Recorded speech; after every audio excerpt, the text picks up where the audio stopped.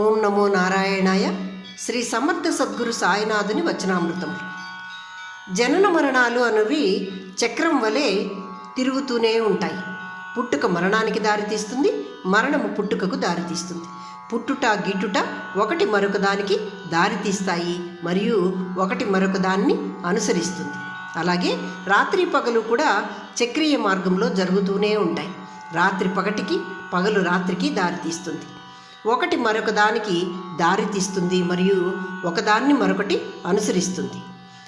భూమిపై ఉన్న వ్యక్తికి రాత్రి మరియు పగలు నిజము. ఇవి రాత్రి వస్తుంది, పగలు వస్తుంది. భూమిపైన ఉన్న వ్యక్తికి ఇవి జరుగుతూ ఉంటాయి, ఇవి నిజమని అతనికి కూడా తెలుసు. అదే భూమిపై నుండి జీవి పైకి ఎత్తబడితే ఆ జీవికి పగలు రాత్రులు లేవు అంటున్నారు. అలాగే భూమి మీద ఉన్నవారికి మృత్యువు, జననము అన్నవి నిజము. ఇవ్వారికి తెలుసు, పుట్టినవాడు నిజంగా గిట్టక తప్పదు అని.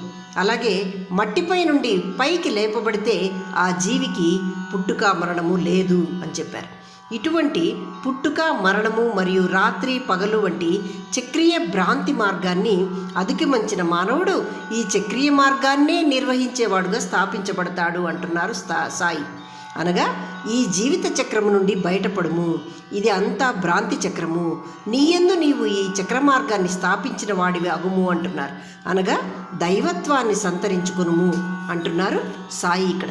దైవత్వాన్ని సంతరించుకున్న వాడవై ఈ చక్రీయ మార్గాలు రాత్రి పగలు, పుట్టుట గిట్టుట అనే చక్రం నుండి బయటపడము, నిన్ను అమరుడిగా మారుము అని అంటున్నారు సాయి ఇక్కడ.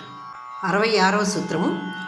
సత్యము అనేది ఒక్కటే, కానీ సత్యం యొక్క భావనలు చాలా ఉన్నాయి. సమయము, ప్రదేశము మరియు భాషా భావనలు సత్యాన్ని వ్యక్తపరచు సాధనాలు.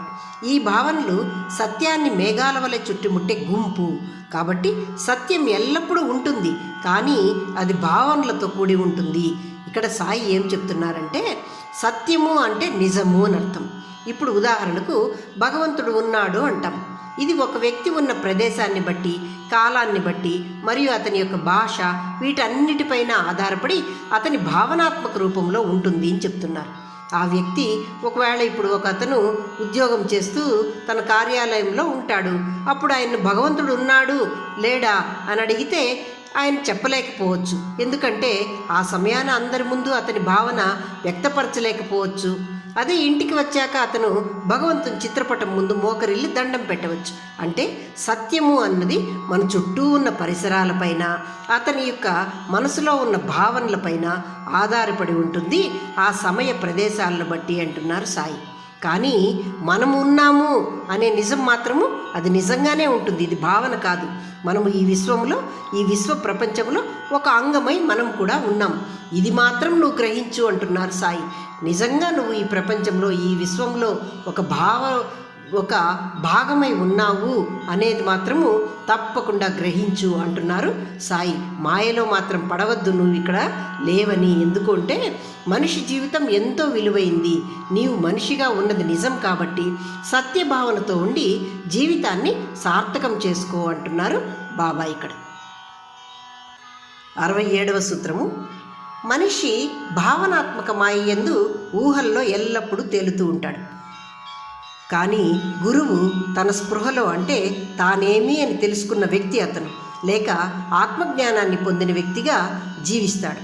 ఈ భావనాత్మక ప్రపంచంలో తేలియాడే వ్యక్తి అది అశాశ్వతమైన ప్రపంచ మాయ, కానీ అతను శాశ్వతంగా భావించి అందులోనే ఆ భావనలయందే కొట్టుమిట్టాడుతూ ఉంటాడు.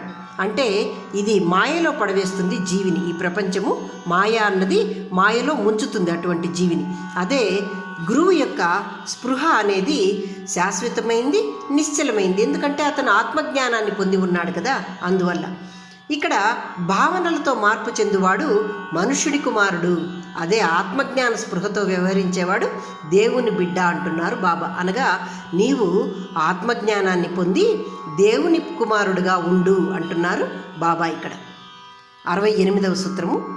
అద్భుతాలను, తీపి బత్తాయిలను నేను మీకు పంపిణీ చేస్తూ ఉంటాను. ఎందుకంటే మీకు సత్యం యొక్క రుచిని తెలపడానికి, అంటే నిజం ఏమీ తెలపడానికి ఆయన మనకు ఆనంద సంతోషాలను అద్భుతాలుగా ఇస్తాడంటాడట. గురువు యొక్క బోధనలు సత్యానికి మార్గాన్ని ఏర్పరుస్తాయి. నేను చేసే అద్భుతాల తీపి రుచిని పొందండి మరియు సత్యాన్ని అనుసరించండి. ఆ అద్భుతాలు ఏవైతే నేను మీకు ఆనందాన్ని ఇస్తున్నానో జీవితంలో, వాటిని గ్రహించి సత్యం కోసము వెతకండి అంటున్నారు బాబా. అలాగని నేను ఇచ్చే తీపి బత్తాయిలనే కోరుతూ చిన్నపిల్లోడుగా ఉండిపోకండి అంటున్నారు. అంటే బత్తాయిని చప్పరించి నేను ఎందుకు నీకు దాన్ని ఇచ్చానో గ్రహించు, అంతేకాని బత్తాయిలను తినడమే పనిగా పెట్టుకోవద్దు అంటున్నారు.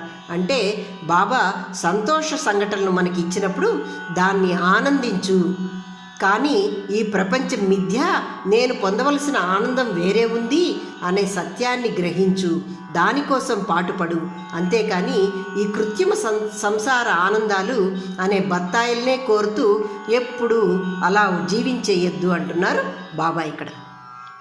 ఓం నమో నారాయణాయ.